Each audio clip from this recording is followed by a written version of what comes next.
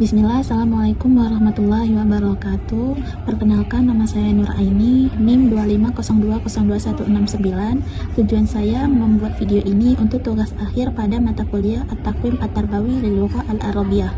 Pada video ini saya akan memaparkan beberapa pertanyaan dan jawaban sebanyak 12 bab. Pada bab pertama yaitu ada tes, pengukuran, dan evaluasi.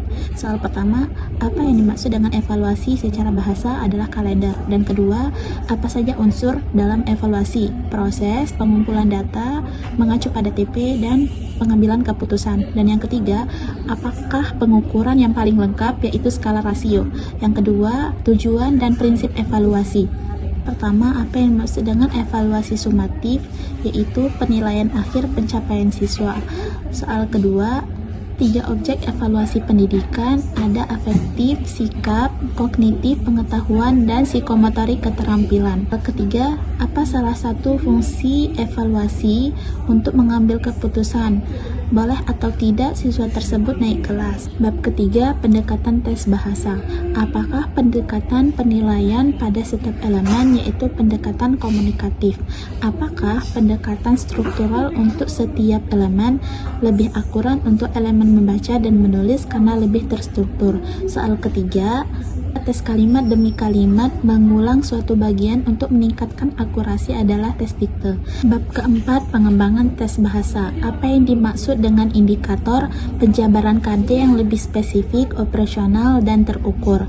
Yang kedua, sebutkan 2 jenis tes menurut Muhammad Ali Al-Khuli, tes subjektif dan objektif. Soal ketiga, aspek apa saja dalam mengukur kemampuan yang ingin dituju, ada kompetensi dasar, indikator, dan tes.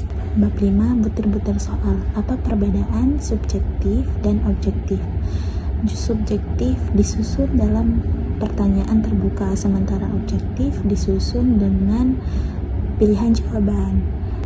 Soal kedua, apakah guru harus mempunyai kunci jawaban? Ya, karena agar tidak terkecoh dalam penilaian. Apakah di dalam soal harus ada distraktor? Ya, karena distraktor merupakan unsur-unsur dalam pembuatan soal. Bab 6, tes komponen bahasa. Soal yang pertama, apa saja ilmu yang dipelajari pada tes qawaid? Ada sharaf dan nahwu. Apakah tes tarakib telah terdapat tes qawaid di dalamnya? Ya, karena dalam menyusun kalimat secara tidak langsung qawaid sudah tersusun. Dan yang ketiga, sebutkan 2 jenis tes kosakata. Ada kosakata pasif dan kosakata aktif. Bab 7, tes keterampilan bahasa. Yang pertama, fungsi dari tes bunyi yang didengar, membedakan makharijul huruf. Yang kedua, tes mengulang lisan, fokus pada maharoh yaitu maharoh kalam. Dan yang ketiga, tes menulis huruf, sangat cocok untuk tingkatan kelas 1 sampai kelas 2 MI atau fase A. Ke-8, analisis butir soal. Jika tingkat kesukaran soal mencapai 60%, apakah termasuk dari soal yang sulit? Tidak, karena 60% termasuk tingkat sedang dalam acuan yang telah ditetapkan. 60% itu termasuk tingkat sedang. Dan yang kedua, apa rumus daya beda soal? Rumusnya RD sama dengan T% dikurang R%. Yang kedua, apa tujuan dari distraktor? Menarik siswa yang tidak mengetahui jawaban yang benar. Bab ke-9, validitas dan reliabilitas. Apa saja kesalahan yang terjadi pada reliabilitas, kesalahan sistematis, dan kesalahan acak? Yang kedua, apa saja pengukuran pada validasi terkait kriteria, korelasi persen, dan tabel harapan? Dan yang ketiga, apakah validitas tidak sesuai dengan materi dikatakan valid? Tidak, karena validitas terkait isi atau materi harus sesuai dengan materi. Bab 10, pengolahan, penafsiran, dan pemanfaatan hasil tes. Yang soal pertama, apa tindak lanjut guru ketika belum ada siswa yang memahami materi? Tindak lanjutnya, guru mengulang kembali materi tersebut, memberikan latihan tambahan dan remedial. Yang kedua, penilaian berdasarkan standar yang telah ditetapkan adalah penilaian mutlak. Yang ketiga, Penilaian dapat dinyatakan dalam bentuk apa saja, angka, huruf, dan deskripsi verbal. Bab 11, penilaian acuan norma dan kriteria. Kapan digunakan penilaian acuan norma? Ketika ujian kompetensi. Dan kapan digunakan penilaian acuan kriteria?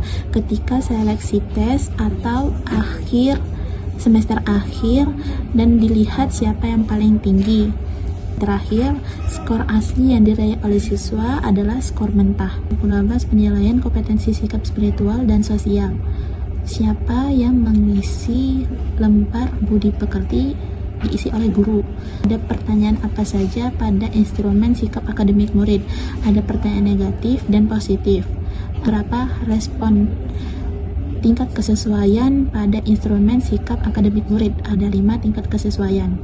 Saya akhiri video saya. Jika ada kesalahan dalam jawaban atau tidak sesuai, saya mohon maaf. Saya akhiri dengan wabillahi taufiq wal hidayah. Wassalamualaikum warahmatullahi wabarakatuh.